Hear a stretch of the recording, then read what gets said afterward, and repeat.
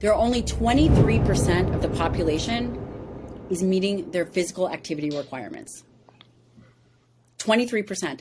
73% of adults are either overweight or obese. If, in fact, we have an obesity epidemic, then we've identified the problem. And Ben, as you and I know, if you identify a problem, you can execute on that problem and you can fix that problem.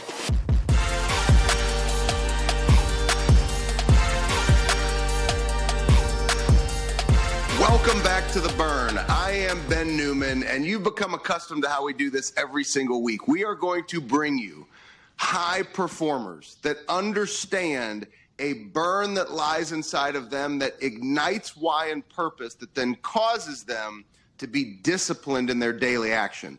Athletes, celebrities, entertainers, some of the highest performers in the world. And today is really special because we have one of the foremost leading experts when it comes to overall performance through your health, your wellness, your mindset. She is a doctor to some of the most elite people to ever walk the face of the earth. I'm talking about military elite special operators. I'm talking about some of the greatest leaders walking the planet today and some of the highest performing entrepreneurs. And before I introduce you to my friend, Dr. Gabrielle Lyon, I got to tell you, when I realized this specialness that she has when it comes to care as a doctor. So we have a mutual friend in Emily Frisella, and Emily invites both of us to go and speak at her Women in Business event, which for those of you who are listening that have been to the event, it's unbelievable what Emily does from mindset, how she brings together speakers, empowering people to think differently, to show up to be their best. So we're both speaking. Many of you remember when I had a staph infection where I had to go to the hospital. Never had anything like this happen in my life. So I have the staph infection removed from my ankle. And then for those of you that remember, that was the first time that I left the house. I probably shouldn't have left the house. I still had a hole in my ankle. And I show up, I'm in the green room, and in walks Dr. Gabrielle Lyon. I'd never met her before. And she's just like, what's going on? You know, I'm like looking to prop up my foot, and I'm asking all these questions. And sure enough, I start showing her pictures, and I start telling her what happened. And it was so amazing watching this high-powered leader just lock in on my care. I mean, she's supposed to take the stage. I'm supposed to take the stage. And here we are in this green screen, and she's just like, okay, here's what you're going to do. And I've got this red laser that's in my room, and if you need it, you can take it home. I'm like, I've never even met her. And she was like so locked in. And I think this is what's amazing about elite performers. If you have an opportunity to help somebody, they are going to lock in. And so my request for each and every single one of you today, you better lock in, because I know that Dr. Gabrielle Lyon is going to lock in with you to deliver some powerful messaging that I think will be emotional, but it's going to be real, and it's changing and it's disrupting some of what we believe to be good medical advice, and actually helping people understand what is best for you to live a longer, healthier life. Dr. Gabrielle Lyon, my friend, welcome to The Burn. Hi, I'm so happy to be here. And what you said, you were absolutely right. When there was an opportunity to help, that's what we do, right? That's how we roll. And there was nothing at that moment that was more important than you or your ankle. Well, it was I just still, when I think about it, it was amazing. But now that we've gotten to know each other, I realize that's how you are. It's how you show up every day. It's how you lock in with individuals. And talk about the burn. You know, you recently did a TEDx talk, and I had the opportunity to hear some of this TEDx talk. Thank goodness. And there's thank goodness for you. And there's a powerful story that I want to start with. Because, you know, you've shared so much about you founding the Institute for Muscle-Centric Medicine and your beliefs, and we're going to get into all that. But when you told me about Betsy, I was like, okay, I thought that Dr. Gabrielle Lyon had passion when she was just like, I'm going to lock in on this ankle and make sure that you're right. Tell us about Betsy and why your relationship with Betsy and that patient is so meaningful to you all these years later.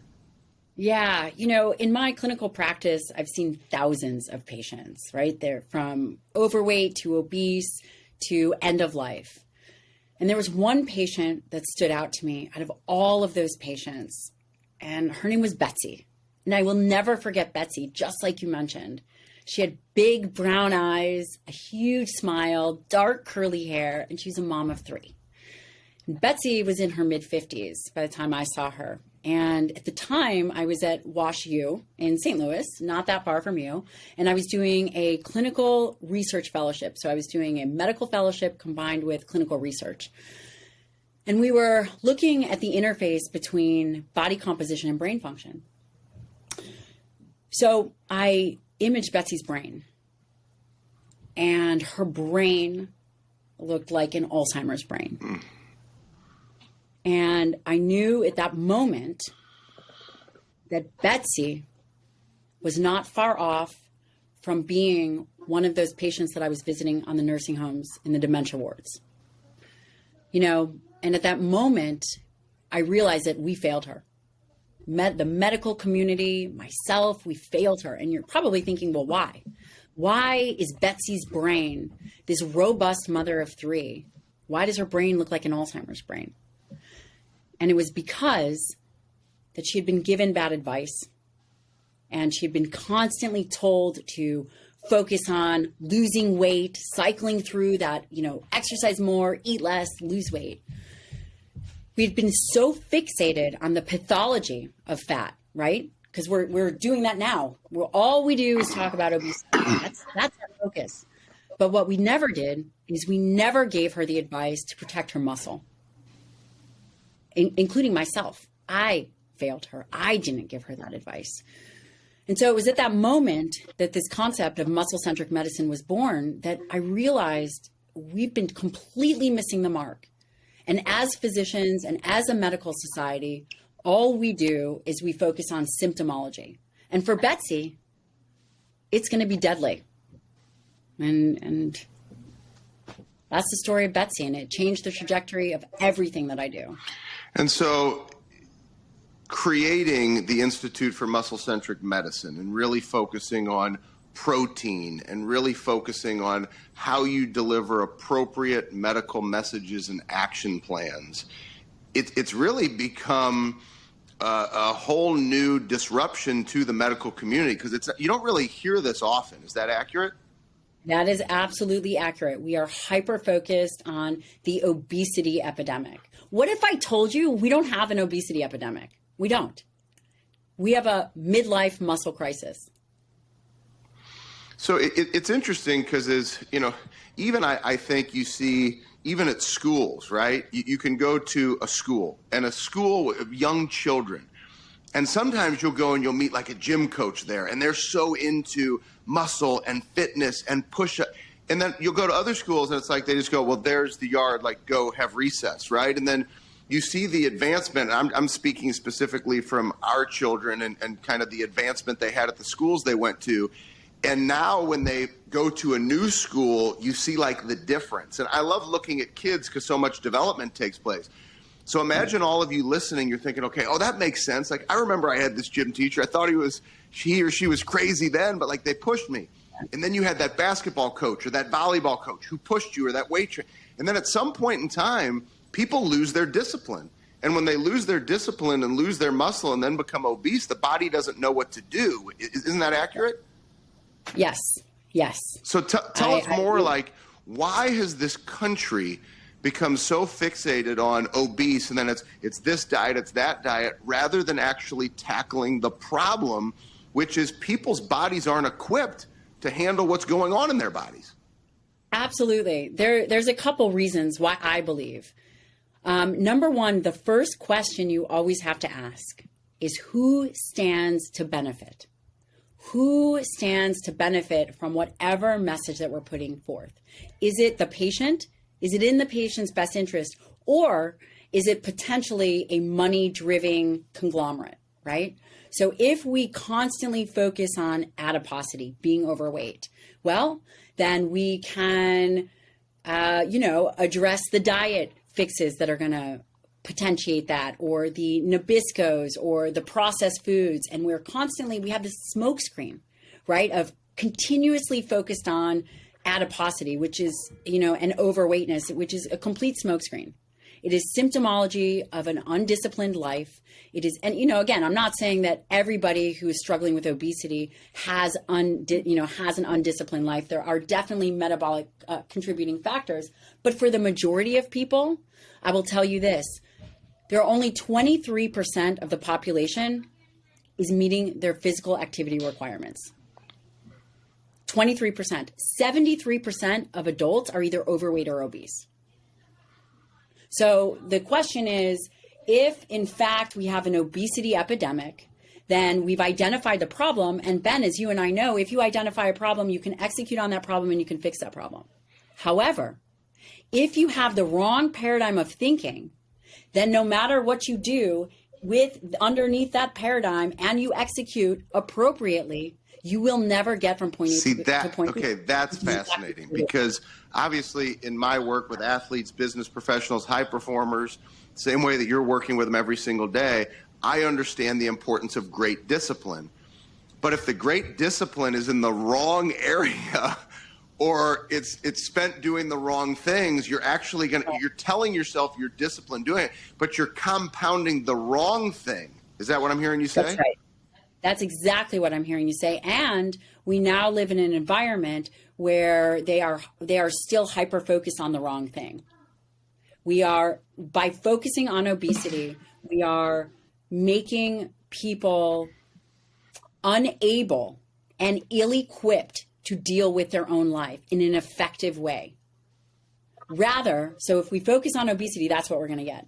Rather, if we shift to this muscle-centric capacity and this muscle-centric perspective, you become stronger physically. And you and I both know the only way to become physically stronger is to become mentally stronger. Absolutely. In order to be able to push yourself to do the things and to build the disciplines, because I think a lot of people are going to hear this and they're going to say, yeah, but that's going to take so much discipline. They almost want to quit before they even start, rather than recognizing the way that you teach, right? It's not only for these high performers. I mean, you have a book coming out in October called Forever Strong, which is going to help people no matter where they are. I mean, isn't that so? Everybody has to start somewhere.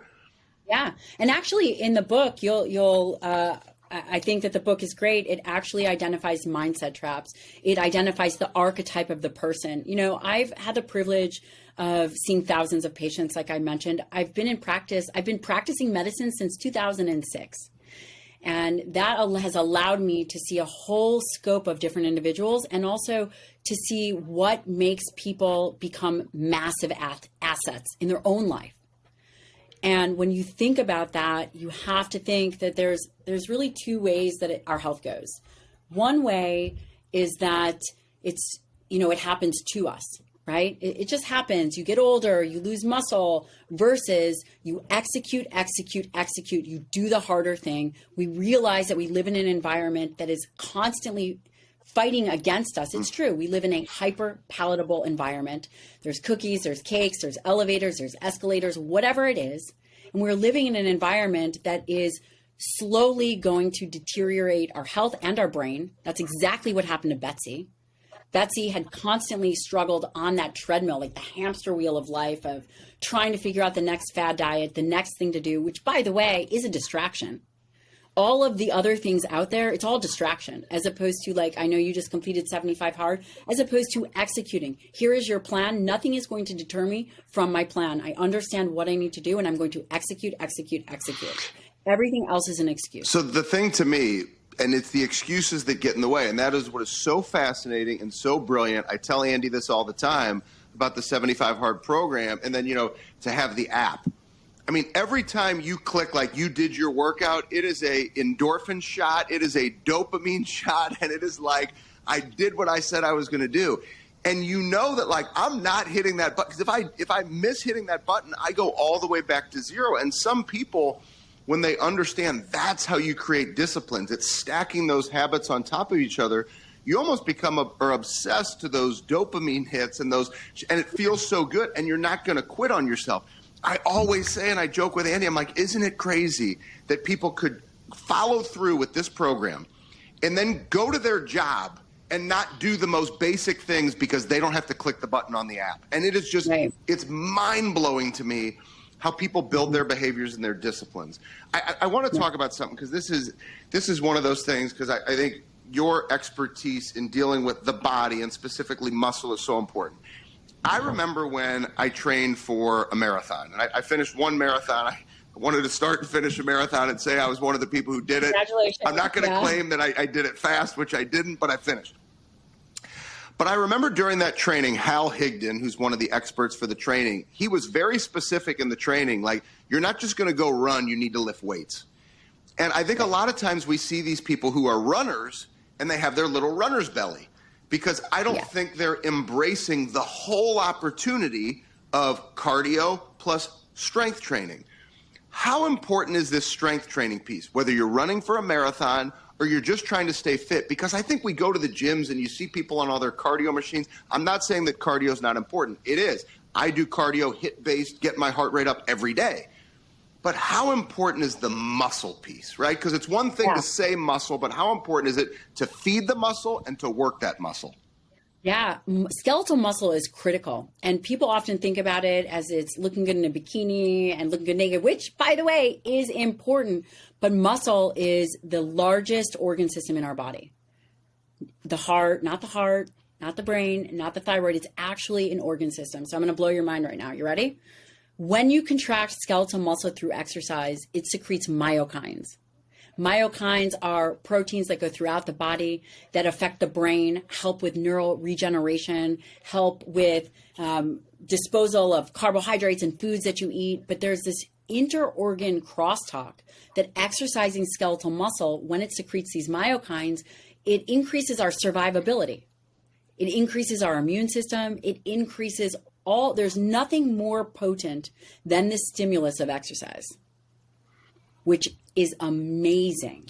You can never find a pill or a medication that is going to even be a quarter of the impact than skeletal muscle, exercising skeletal muscle has on the body. And I'm not saying everybody needs to be squatting and deadlifting and going crazy, but it's specifically developing and using your muscles. Yeah. And here's also why. Think about it. So number one, we all hear about diabetes, cardiovascular disease, heart disease. We all know someone who has died of one of those things or has one of those things. I believe that the root cause of that is skeletal muscle.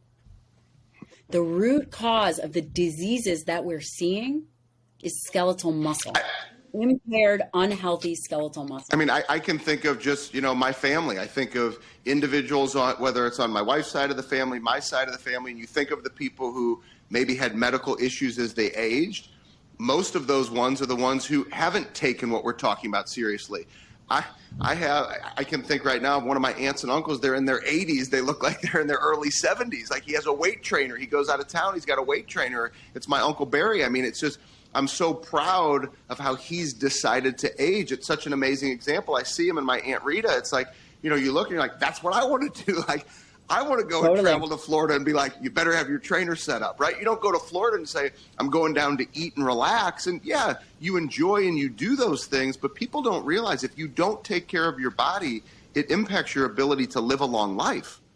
Yeah, and not only that, let's even take it to the immediate of all the entrepreneurs and all the people that are trying to level up and get to the burn of their own life.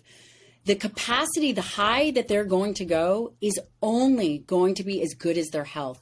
Period. End of story. Say that again. I don't care. Say that again. Yeah. For all the entrepreneurs and all the people that are trying to build the best version of themselves in their life, the highest they're ever going to go is their health. They're not going to be able to outthink their body. I know that we think we can. You cannot. Again, as a physician who deals with elite military operators, these guys are the toughest of the tough. You will only ever perform as high as your physical health is, period. And it shows up in every aspect of your life, from your sleep to your energy to everything that you do. And I think you bring up a really good point. We tell ourselves, well, I'll get to it later, and you almost outthink your ability to be in pristine physical shape, that it impacts these other things. You don't have to be a professional athlete. You don't have to be a special operator in the military. I almost look at it as, the business professionals. If you're an elite performer, you have to be elite here. I can't 100%. Let's take you. You are always striving to be better. And you know that if you didn't feel good physically, everything else suffers. So can you mentally push through? Yes, you can mentally push through up until a point.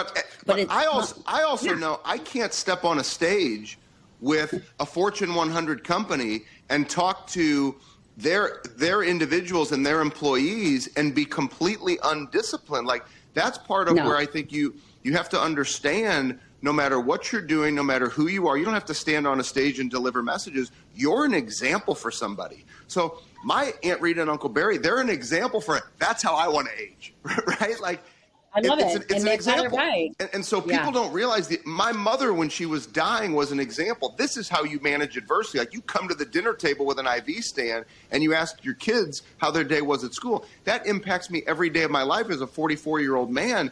And so to think that you can outthink these things, I want this to be, and this is one of the things that I love about your work and how you show up. It's direct. It's what people need to hear. And sometimes people don't want to hear that. But talk to those individuals who are maybe struggling, right?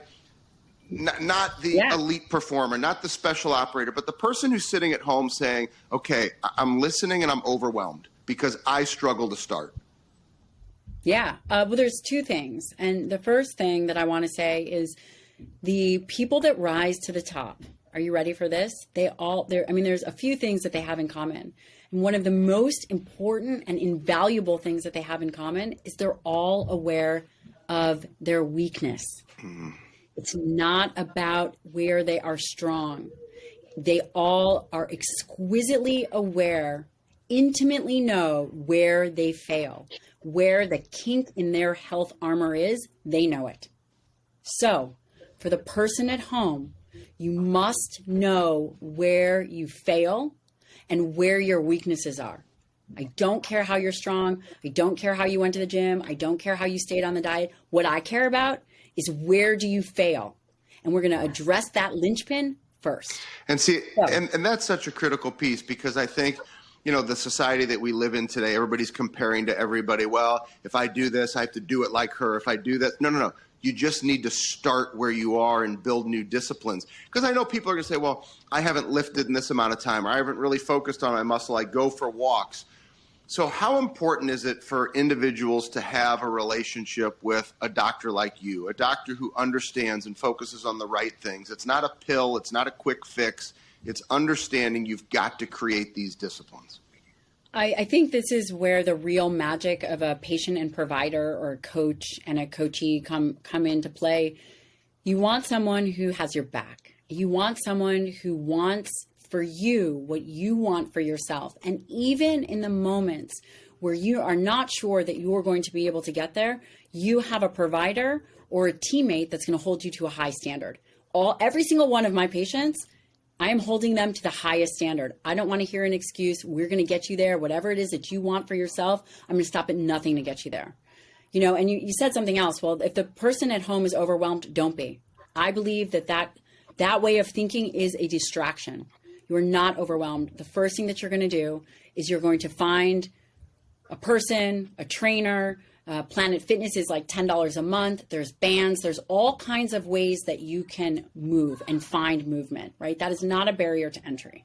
The second thing is, you're going to prioritize your nutrition. You're going to figure out, number one, you're going to prioritize protein. Protein has always gotten a bad rap, especially animal-based proteins, especially now in the landscape that we're in. Nothing could be further from the truth. You're going to prioritize high-quality proteins. A simple take-home recommendation is 1 gram per pound ideal body weight. People are going to be like, oh, that's a lot. Yeah, because you're going to have to cut back on any of the processed foods that you're having, or the extra carbs or the extra fat. Super easy. Pick up an app, figure out what your total calories are, what your needs are. You're going to prioritize protein. Very, very easy. And then, to circle back, that third thing is know where you're going to fail. Know where you fail yourself. You've committed to this thing. You know that every time on a Friday you come home and you have a drink, or you have 2 drinks, and then you have a drink, and then you find yourself in the pint of ice cream, or that you're binge watching SEAL Team 6 at night, and so you're late for your workout in the morning, right? So you have to know where are you failing. So those are the 3 things. Number 1, Not knowing what to do is a distraction. You're going to move and you're going to figure out a way to do it, whether it's bands, whether it's an online training program. You got that. Everybody can do that. Number two, you're going to prioritize dietary protein, which in fact means you're going to have to cut back on some of the other things. And you're also going to have to tune out all the noise about the whole plant-based stuff and the environmental stuff. All of that, again, is actually a smokescreen and does move you further away from your health. And then number three, you are going to be intimately aware of where you fail. This has been such a powerful episode and opportunity for our listeners. I have one more thing that I'm going to add to your list. And I don't ask for much from the audience, but this message of muscle-centric medicine is so important. And Dr. Lyon, her purpose, her passion, going from the emotion you could hear in the Betsy story, I want you all to make sure that you follow Dr. Lyon. And I'm not just talking about like you go on Instagram and hit the follow button, like actually be in search, put the notifications on, because what you're going to see this year is that she is taking her passion from being with thousands upon thousands of patients, some of the elite performers in the world, and she is about to disrupt the medical community to make a difference. There's going to be webinars leading up to October the 17th with Forever Strong, her book coming out.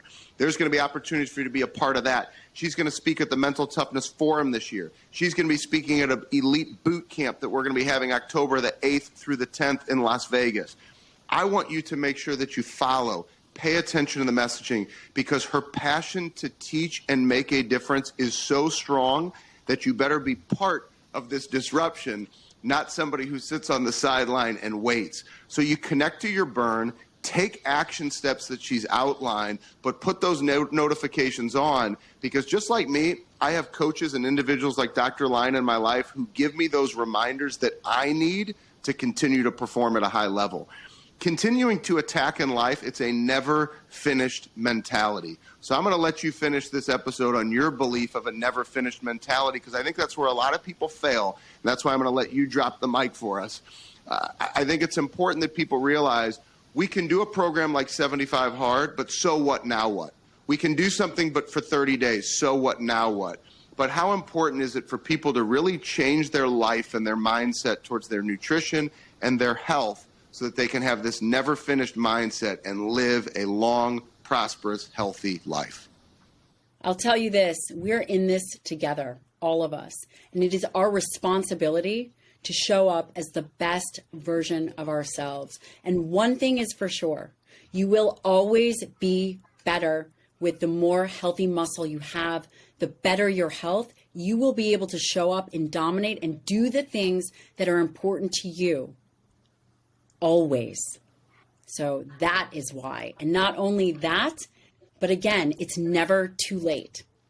Dr. Lyon, I appreciate you. I appreciate how you show up in life. I cannot wait for all of these ways that we can impact being in this fight together throughout this year and beyond. Thank you so much for joining us for The Burn.